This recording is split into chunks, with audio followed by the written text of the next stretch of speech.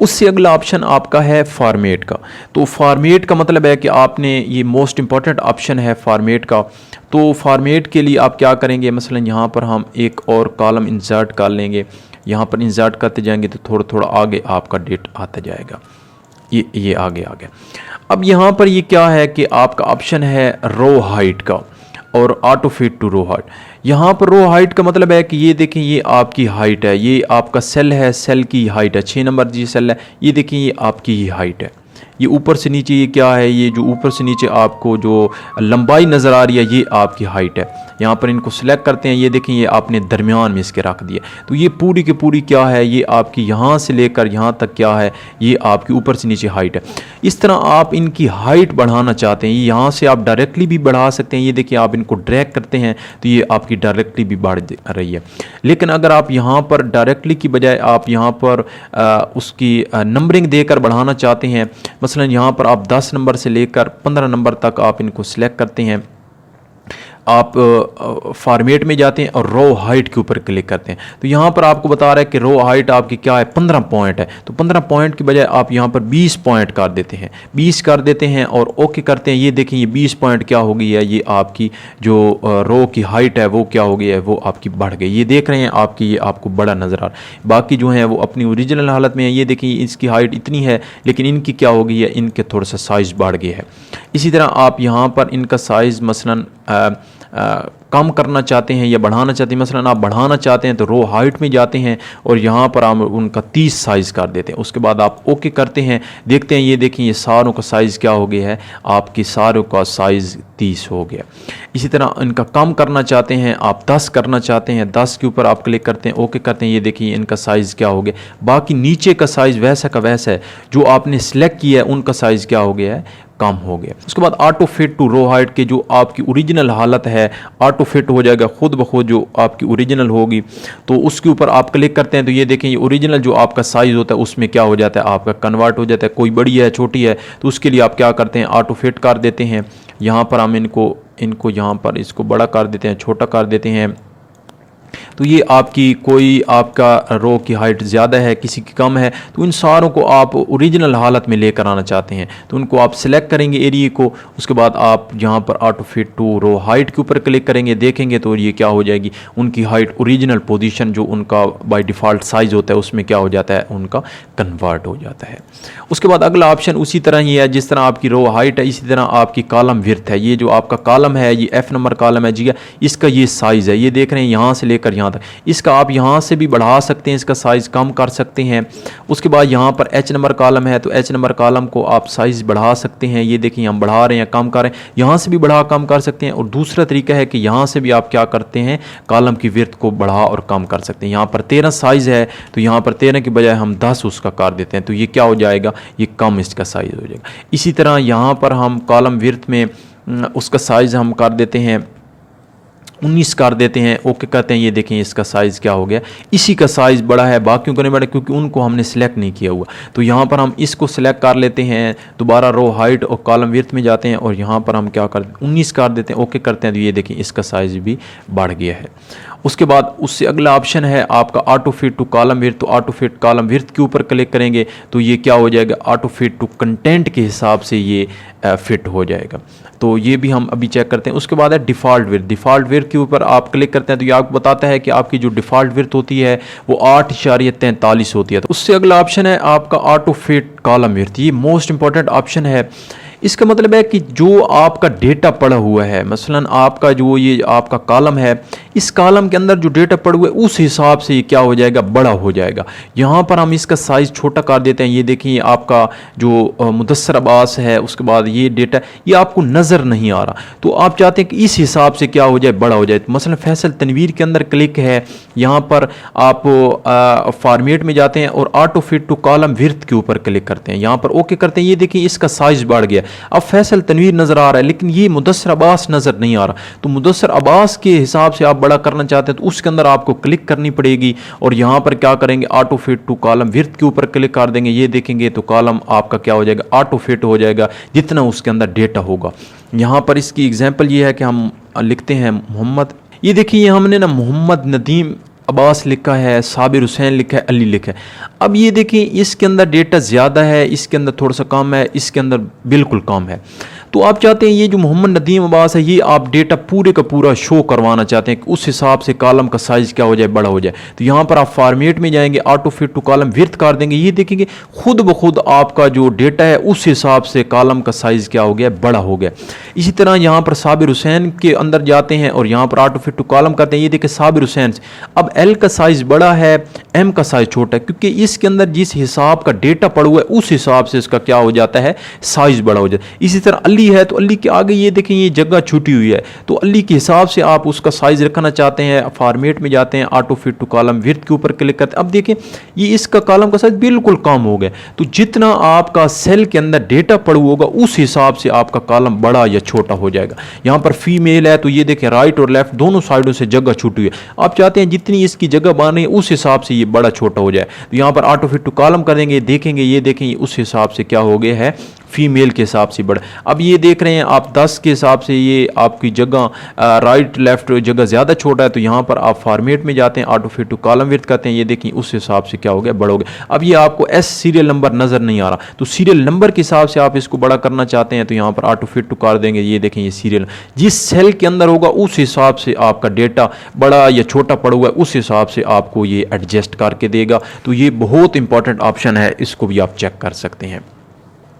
उसके बाद अगला ऑप्शन है विजिबिलिटी का। विजिबिलिटी का मतलब है कि आप यहाँ पर डेटा को हाइड या शो करवाना चाहते हैं। तो यहाँ पर हम 10 नंबर जो है सुल्ताना बीबी है, 10 नंबर डेटा है उसके अंदर हमने क्लिक की हुई है और यहाँ पर फॉर्मेट में जाते हैं, हाइड करते हैं। हाइड का मतलब होता है कि आपने किसी भी डेटा को छुपा लेना है, तो यहाँ पर हम हाइड रो के ऊपर क्लिक करते हैं। ये देखें ये आपकी 9 नंबर है और 10 नंबर है, 11 नंबर है। 10 नंबर जो आपकी रो है वो क्या हो गई है, वो हाइड हो गई। इट मीन कि जो आपकी है वो छुप गई है। तो आप किसी भी रो को छुपाना चाहते हैं, मसलन 15 नंबर है तो उसको आप छुपाना चाहते हैं, यहाँ पर आप हाइड रो कर देंगे तो 15 नंबर क्या हो जाएगी, आपकी छुप जाएगी। इसका मकसद ये होता है कि आप किसी भी डेटा को प्रिंट इन्वायरमेंट में नहीं लेकर आना चाहते या किसी बंदे से छुपाना चाहते हैं और बाद में जब आपको ज़रूरत हो तो आप शो करवा सकते हैं। उसके बाद अगला ऑप्शन है हाइड के बाद है हाइड कॉलम का। और उससे पहले आप जब आप हाइड रो करेंगे तो उसको आप अगर शो करवाना चाहते हैं, ये देखिए अनहाइड रो है तो अनहाइड रो के ऊपर क्लिक की है, लेकिन ये देखिए हमारी ना 10 नंबर रो आई है ना 15 नंबर रो है। उसका तरीका अनहाइड करने का या शो करवाने का ये है कि जिसको आपने हाइड किया है उससे पहले और उसके बाद आपने एक एक कॉलम आपने एक एक जो आपने रो है उसको सिलेक्ट करना है। मसलन आपका 10 नंबर जो है रो वो आपकी यहाँ पर हाइड है, तो 9 नंबर और 11 नंबर आपने सिलेक्ट कर लेना है, ऊपर और नीचे एक एक आपने सेल सिलेक्ट कर लेना है। उसके बाद आपने हाइड और अनहाइड में जाना है और अब अनहाइड रो करेंगे तो आपकी क्या हो जाएगी, वो वाली रो आपकी शो करवा देगा। इसी तरह जो आप 15 नंबर दिखवाना चाहते हैं तो 15 नंबर से ऊपर 14 नंबर रो ये आपकी पड़ी हुई है और 16 नंबर एक एक आप सेल ऊपर का और एक नीचे का सिलेक्ट करना पड़ता है। उसके बाद आप दोबारा फॉर्मेट में जाते हैं और अनहाइड रो के ऊपर क्लिक करेंगे, ये देखें ये 15 नंबर रो भी आपकी यहाँ पर शो हो गई, 15 नंबर भी हो गई है, 10 नंबर भी हो गई है। उसके बाद अगला ऑप्शन है आपका हाइड कॉलम का। तो यहाँ पर हम मसलन एम्प्लॉई नेम है, इस कॉलम को हम हाइड करना चाहते हैं, इसके अंदर हम क्लिक करते हैं। उसके बाद आप फॉर्मेट में जाते हैं और यहाँ पर हाइड कॉलम के ऊपर क्लिक करते हैं। यहाँ पर हाइड कॉलम के ऊपर क्लिक करते हैं, ये देखिए एम्प्लॉई का जो कॉलम है वो हाइड हो गया। इसी तरह यहाँ पर आप जेंडर का कॉलम है उसको हाइड करना चाहते हैं, यहाँ पर हाइड कॉलम के ऊपर क्लिक करते हैं, ये देखें जेंडर का कॉलम भी हाइड हो।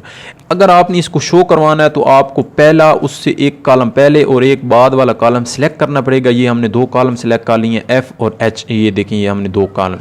उसके बाद आप फॉर्मेट में जाते हैं और अनहाइड कॉलम के ऊपर क्लिक करते हैं, ये देखें ये आपका क्या हो गया है, ये आपका कॉलम एम्प्लॉय का ये शो हो गया। इसी तरह आपका जो एच है और जे है और उसके दरमियान जो आपका कॉलम है उसको आप शो करवाना चाहते हैं, एक पहले और एक बाद का आप सेल सेलेक्ट कर लेंगे। उसके बाद आप फॉर्मेट में जाएंगे, यहाँ पर आप जो अनहाइड कॉलम है उसके ऊपर क्लिक करेंगे तो ये क्या हो जाएगा, ये आपका कॉलम जेंडर का भी उससे पहले और बाद वाले के दरमियान में का जो कॉलम है वो आपका क्या हो जाएगा, वो शो हो जाएगा।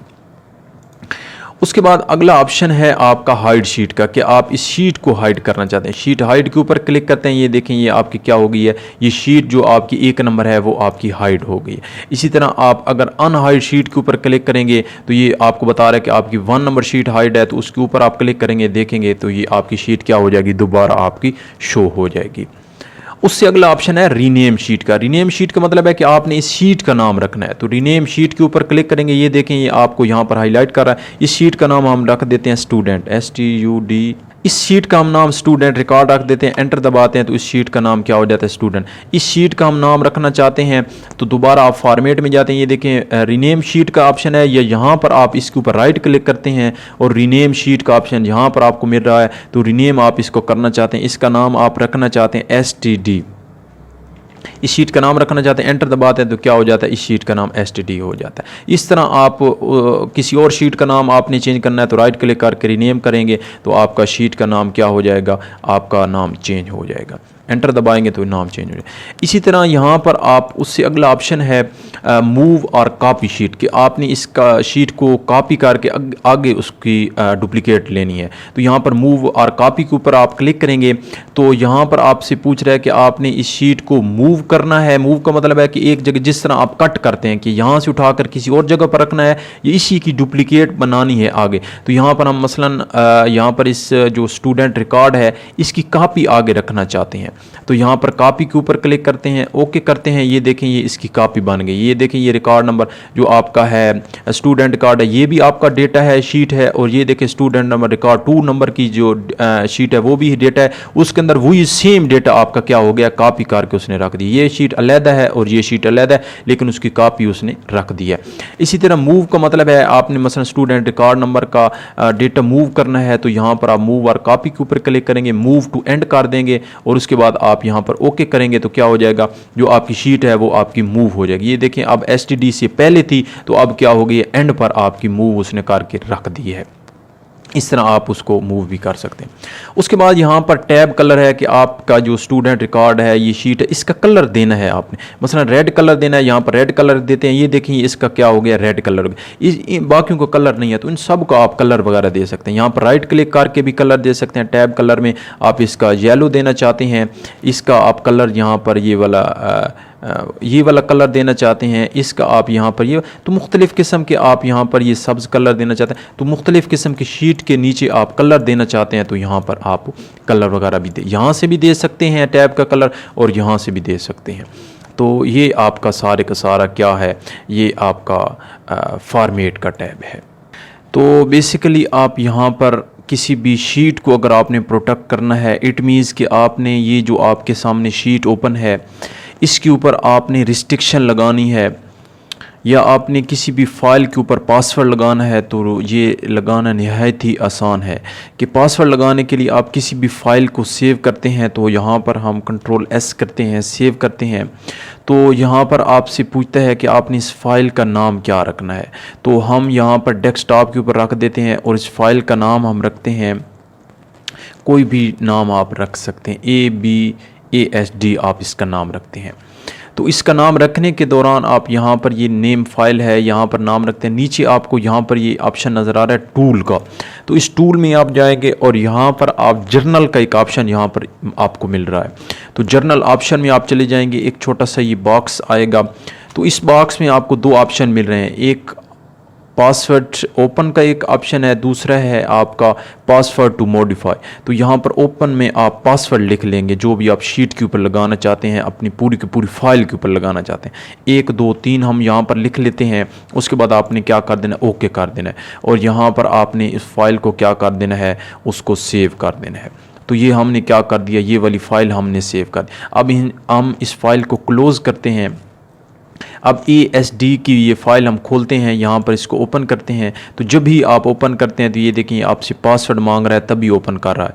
तो किसी भी अनऑथोराइज्ड पर्सन से बचाने के लिए आप इस शीट जो है, जो आपकी फ़ाइल पासवर्ड है, उसका इस्तेमाल करते हैं। तो यहाँ पर आप 1 2 3 लिखेंगे, ओके करेंगे तो ये आपकी फ़ाइल ओपन हो जाएगी। उसके बाद नेक्स्ट ऑप्शन है आपका प्रोटेक्ट शीट का, कि आपने किसी भी शीट को कैसे प्रोटेक्ट करना है। ये आपकी सारी की सारी ये शीट है, ये शीट नंबर 1 1 है, ये शीट नंबर 2 है, ये सारी की सारी शीट है। इसके ऊपर आप चाहते हैं कि कोई भी बंदा जो आपने डेटा लिखा हुआ है उसके ऊपर कोई भी एडिटिंग अप्लाई ना कर सके, कोई भी फॉर्मेटिंग अप्लाई ना कर सके, जस्ट उस फाइल को, जो आपकी फाइल है उसको रीड कर सके, रीड करने के अलावा कोई उसके ऊपर काम ना कर सके, डिलीट इंसर्ट कोई भी काम ना कर। उसके लिए आप क्या करते हैं, प्रोटेक्ट शीट का ऑप्शन इस्तेमाल करते हैं। तो दो तरीक़ों से कर सकते हैं। एक यहाँ पर ये आपका फॉर्मेट का ऑप्शन है, ये होम के टैब में फॉर्मेट का ऑप्शन है, और यहाँ पर ये देखें, ये आपको एंड पर नज़र आ रहा है प्रोटेक्ट शीट का। तो यहाँ पर प्रोटेक्ट शीट के ऊपर क्लिक करेंगे, एक छोटा सा डायलॉग बॉक्स आएगा। यहाँ पर पूछ रहा है कि पासवर्ड टू अनप्रोटेक्ट शीट, कि आपने इस शीट को प्रोटेक्ट करना है तो उसके लिए आप पासवर्ड दें। मसलन आप यहाँ पर 1 2 3 देते हैं और उसके बाद आप क्या करते हैं, ओके करते हैं। दोबारा आपसे री एंटर मांग रहा है, 1 2 3 आप पासवर्ड देते हैं और उसके बाद आप ओके कर देते हैं। अब जब भी आपने इसको ओके कर दिया है तो आप देख रहे हैं यहाँ पर आपको जो ऊपर आपका होम का टैब है ये बंद हो गया। यहाँ पर आप लिख रहे हैं, ये देखिए एरर दे रहा है, ये लिख रहे हैं आप किसी भी डेटा को डिलीट कर रहे हैं, ख़त्म कर रहे हैं, कोई भी शीट के अंदर किसी भी सेल के अंदर आप जा रहे हैं तो आपको ये लिखने नहीं दे रहा, डेटा डिलीट नहीं करने दे रहा, जस्ट आपको व्यू करा रहा है। तो ये आपका बेसिकली ये काम है आपका प्रोटेक्ट शीट का। तो यहाँ पर आप इसको अनप्रोटेक्ट करेंगे तो यहाँ पर आप फॉर्मेट में जाएंगे और ये अनप्रोटेक्ट शीट का ऑप्शन, दोबारा इसके ऊपर क्लिक करेंगे, 1 2 3 दे देंगे पासवर्ड, उसके बाद ओके करेंगे तो ये आपका क्या हो जाएगी, ये शीट अनप्रोटेक्ट हो जाएगी। अब आप डिलीट कर रहे हैं, लिख रहे हैं तो ये आपको लिखने दे रहा है। दूसरे तरीके से आप यहाँ से आप शीट जो ऑप्शन आपको मिला है यहाँ पर आप राइट क्लिक करते हैं और यहाँ पर ये देखें, ये प्रोटेक्ट शीट का ऑप्शन जहाँ पर मिला, यहाँ पर प्रोटेक्ट शीट कर देंगे, यहाँ पर पासवर्ड देंगे, 111 आप दे देते हैं, दोबारा 111 दे देंगे, ओके करेंगे। अब देखेंगे, ये देखें यहाँ पर क्या हो गया है, शीट के ऊपर आपकी प्रोटेक्शन लग गई है। अब ना डेटा डिलीट कर सकते हैं, ना इंसर्ट कर सकते हैं, किसी भी डेटा के अंदर आप चेंजिंग नहीं कर सकते।